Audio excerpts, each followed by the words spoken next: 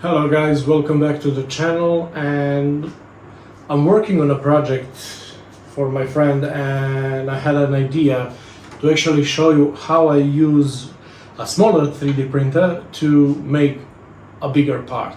Mainly, how do you fuse those parts together once you're done printing. The two main things I use: super glue. This is some kind of industrial grade super glue. It's actually not that expensive, but I found that on PLA and ABS as well, it works insanely good. I mean, you can break the part that you glued, but you cannot break the connection of the glue. So for this kind of applications, it's perfect. Experiment with the different kinds of glue you can buy, because not every country has the same availability of glue or products in general. So experiment with simply, use a leftover pieces of your 3D prints and just glue them together and see what works the best. And another way to fuse two parts together is to actually use some cheap soldering iron. If it's adjustable like mine, it can help, but you don't need it. You just need to hit the tip up enough to melt the plastic and you're good to go. Now, there are different instances in which you want to use this over glue. And what that might be. Well, if you're trying to glue something that's really thin, like this part of the helmet right here, it's like 3 millimeters thick, and you can't really, you can use glue, but it will not hold. So what you can do is actually use a soldering iron. Now, what do you need to know when you're using glue to connect your parts? How do you actually make it strong? Well, instances in which you will use super glue to hold two pieces together is when you have a big flat surface like this one. This is it's big, and that's what makes it good to use glue, because on this wide area, if you glue these two parts together, it's gonna hold. I mean, this is a decorative piece that it's supposed to go on the wall once it's done, so you will not be hitting anything with it, you will not be stretching it or handling it a lot. So using just super glue, it's more than enough. But there are some things you need to know and you need to do before you actually stick these parts together. And here's why. If you take the raw print, just take it off of your printer and stick it in, more than likely you will see the line, the connection line. Now, just like anything in 3D printing, you actually need to prepare your surfaces before they glue up. Mostly what you need to take into account is when you're printing, if your printer is not dialed in like 100%, the edges tend to be a little bit beefier than the flat spots. So before the glue up, you need to make everything flat. No way around it. When you're 3D printing, sandpaper is your best friend. One more thing you need to look out for before you do any of that. If you were using a raft, or the same reason if you have a little bit of the elephant foot on your printer or something like that, you actually need to remove. Let me show you, I just did it without thinking about it. I don't know if you can see it on camera, but there's a small piece of raft left on it. So what you need to do is actually remove all of that. You don't need to go crazy, because this is the part that you will never see. You just need to make it flat, really flat, because when you connect the two pieces together, you want the seam line that is created in the middle to be as invisible as possible. Make it not a problem if you're preparing it.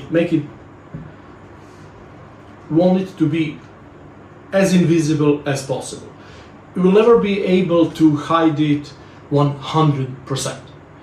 But the closer you get to that number, the easier it will be for you later on to sand the part, fill it with a little bit of Bondo or something, and then paint it. If you're not painting it and you're using the color that comes with it, then it's super important to pay close attention to actually make it fit as closely as possible so it looks nice. So, what do you actually need? Well, something I found to actually work insanely good: nail files. They're really stupid cheap, and you can buy it in bundles on AliExpress or something like that for, I don't know, a couple of bucks. I think it was $5 for 5 of these, and they last you a long time because you can actually clean them. They have two sides, one really rough and one smoother, and depending on the plastic you're using, choose whichever one you want. For the first pass, I do like to use the rougher one. I think it's 80 grit, and the second side of it is 120. So it's perfect for this kind of applications. It really is perfect. And this part is actually really simple. Like, I'm not gonna delve too much about it. You need to be careful about the sides. They can be bulky in compared to the middle. So you want all of it to be just as flat as possible on both of your parts so they can fit together.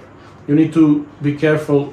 This is the bottom, this is the side that it was on the bed. So it was printed like this. And all of the edges need to be perfectly clean, because once you put everything together, you don't have excess plastic sticking out of it. All of it you can deal with one of these and one of these. I don't have a proper scraper, I never bothered buying it. I'm just using an old, kind of a dull knife. You don't want it to be too sharp. I don't want to cut into my plastic. I just want to remove the little bit of excess that's on the side. And all you actually need to do is just scrape it off. You don't need to do anything crazy. Just scrape it off, and you can feel it under your finger. If there's like a ridge on the end, there's still plastic to be removed. So just give it a pass more or two, and yeah, there's nothing there anymore. Once you finish with that, and this piece is actually not prepped. This one is not prepped either. Okay, I'm a bed maker, but we all are to some extent, so let's get to it.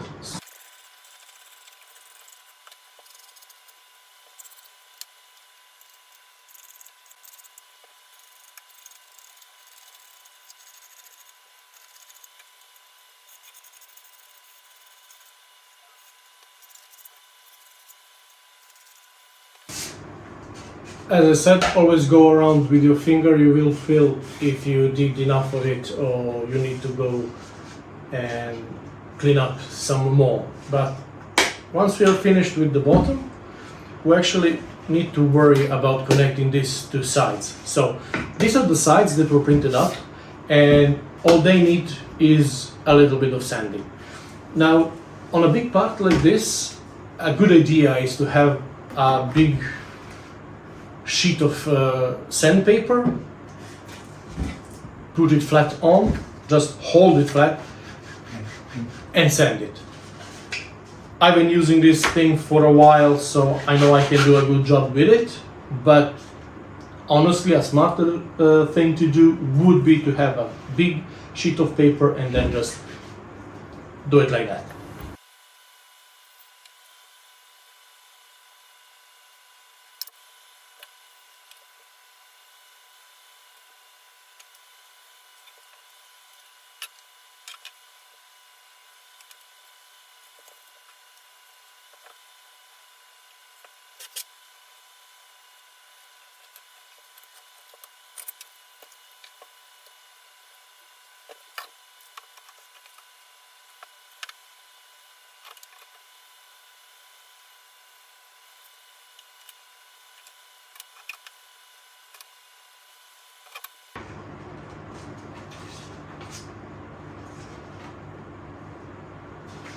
And well, that's it guys, she's done.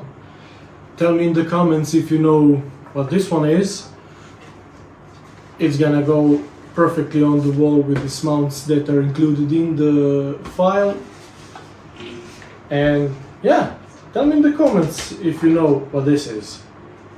It's from a movie and it's a ship. So, as you can see, gluing it all up works perfectly fine. I mean, this is more than strong enough for anything that this piece is supposed to do. And to be honest, it's supposed to just hang on the wall, so this is more than good enough. That's it for this one, guys. I hope you liked it. I hope you found it informative and you actually learned something. And so let's recap. Sand your part, prepare your surfaces, align everything, make sure it's good. After using glue, use your corners to align everything perfectly, because you basically only have one shot, and drop it in. Experiment with what kind of glue you're gonna use first, so you know the connection you're creating is strong enough. And be sure that the part you're planning to glue together or bond with just glue and not PLA welding is thick enough to support it. If it's thick enough, it's gonna be strong enough. That's it for me. Please hit that like button, subscribe to the channel if you like this kind of stuff. If you find any useful information or it's just entertaining for you, please let me know down in the comments, and I'll see you in the next one. Cheers!